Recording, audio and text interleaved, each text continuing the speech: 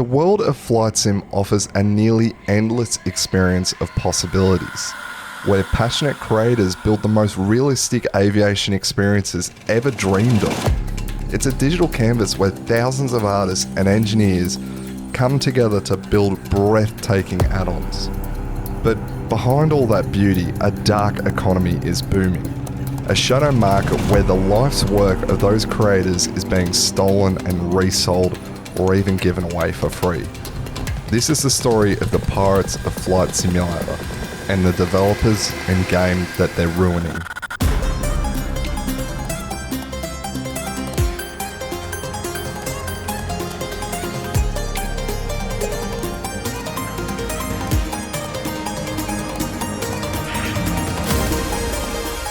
When Microsoft Flight Simulator 2020 launched, it felt like a revolution.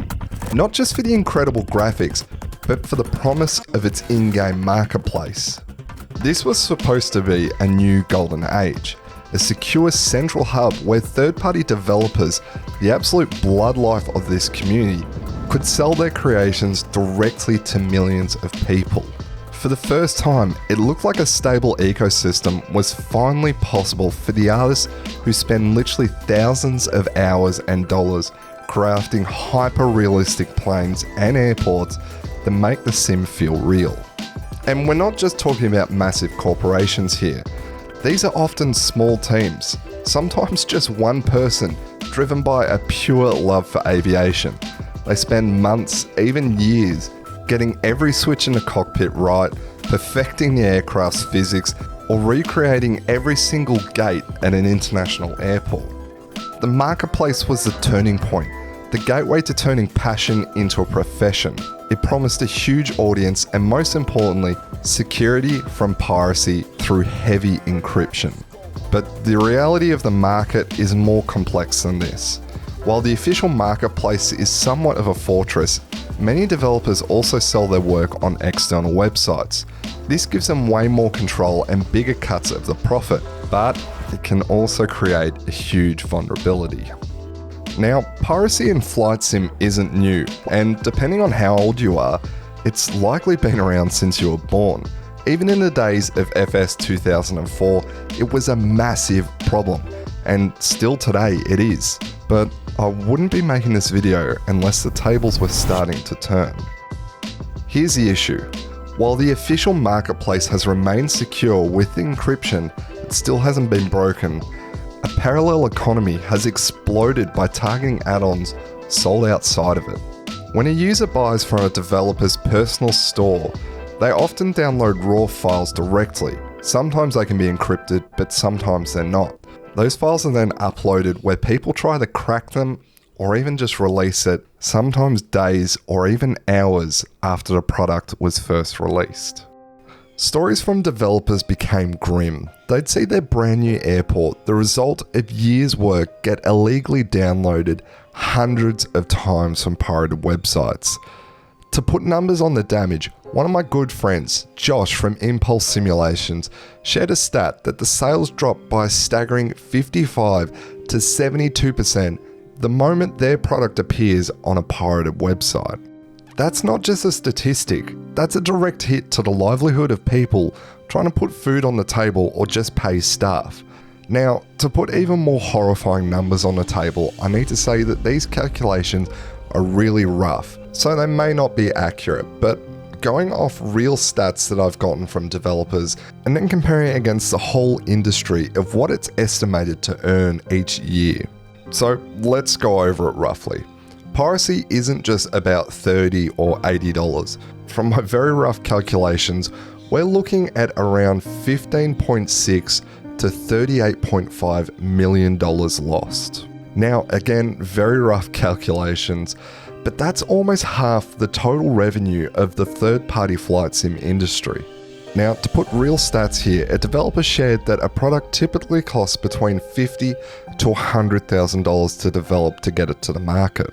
They then said they'd see around 50 sales per day before a pirated version is available, which would bring around $1,400 a day in.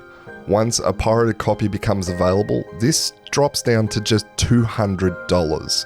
Sometimes this can happen within a week, days, or even shockingly within hours of release. This developer shared that the problem is so great that he even struggles to pay his own staff, which means oftentimes he's paying completely out of pocket to pay his staff just to get the next project going in hopes that he can bring in more money to pay his own bills. So back in the day, developers started working on ways to slow this down because they don't want their product to be released on pirating websites the day it got released because they'd have no sales. So by adding a basic anti-piracy policy and making it harder to crack, it slowed people down. It didn't stop them, not at all, but it would slow it down. The problem isn't just thefts. There's been an alleged betrayal. In a shocking twist, some pirates weren't anonymous trolls, but allegedly other developers. In late 2024, a firestorm of accusations erupted against a well-known scenery creator. Multiple established developers publicly accused him of buying their products from external stores only to distribute them on pirated websites. They claim they trace the pirated files back to them by using a digital tag embedded in the original purchase. The fallout was huge. Major online stores pulled the products and a cloud of suspicion fell over the entire development scene. If you can't trust your fellow creators, who's left to trust? This is the reality for people who build the world of Flight Simulator. These developers aren't just losing sales, they're losing livelihood and the passion that drives this hobby forward. So if you've ever bought a third-party add-on, take a moment to share your favourite one down in the comments and let's show some love and appreciation for the creators who make this all possible. And while you're down there, you may as well hit like and subscribe because it helps me out a ton. The piracy epidemic in Flight Simulator isn't just about a few bad actors. It points to a systemic failure. Many developers who sell outside of the marketplace feel totally ignored and powerless. They file takedown notices, but pirate sites often just brush them off or reappear under a new domain. This crisis has also split the community. On one side, you have players who get it. Supporting developers is what keeps this hobby alive. On the other hand, you have people who frequently pirate everything, justifying it with reasons like, I want to try it before I buy it, or others complaining that the product is too overpriced. But let's be real for a second. In my personal opinion, the trying before buying culture rarely leads to sales. It just normalizes theft and devalues the immense work that goes into these products. And for the pirates themselves, it's a dangerous game. These sites are often packed with malware, putting users at risk from everything from identity theft to bricking their computers. But the hunger for free content keeps fueling these shadow markets, creating a vicious cycle where developers lose money, trust, and disappear. The entire hobby becomes less stable. Facing a piracy problem raging outside its marketplace, Asobo made it a drastic, and I mean drastic, decision for Flight Sim 2024. Almost everything is under a lock and key.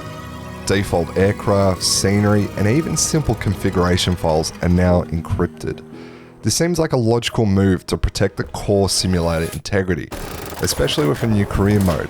The problem is, the Iron Wall approach doesn't solve piracy for third-party developers selling outside of the marketplace. So what does? You see, the way developers keep their products safe from piracy is something called DRM, or Digital Rights Management. Now typically this is in the form of a serial number or activation code, and it can be something as simple that's locally on the machine or where it needs to connect to a server to be validated. Now typically back in the day it would be all locally, which means it was really easy for these systems to be bypassed. But now, as times have advanced, so has DRM. And we're finally starting to see a stage where developers are able to securely protect their product from these type of pirates. A great example of this allegedly is PMDG with their latest release. A copy of the PMDG 737 for 2024 allegedly got leaked before it was released. A lot of people jumped on this to get the aircraft early and in the simulator to check it out, but what they didn't realize is PMDG allegedly left a little Easter egg in there so they could figure out who actually pirated the aircraft. From my own research, a lot of forums and message boards quickly became flooded with messages of people saying their account had been banned with PMDG.